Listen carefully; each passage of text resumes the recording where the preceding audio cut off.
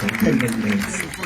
A voi Federico, quel ballo di Itri è interessante perché poi trasforma un po' quello che in genere il ballo ha tutta una sua vita e caratteristica, perché nel ballo noi abbiamo sempre questa strana approccio al moto, nel senso che noi col ballo la parte superiore del corpo rimane sempre quasi rigida, ferma, immobile, vive di riverberi, no? Del movimento dei piedi che sono velocissimi. Loro invece hanno questo incedere in avanti, questo tremolio ritmico dei polsi, c'è tutto il corpo che lavora col ballo, è una meraviglia vederli ballare. Quindi grazie per questa straordinaria occasione di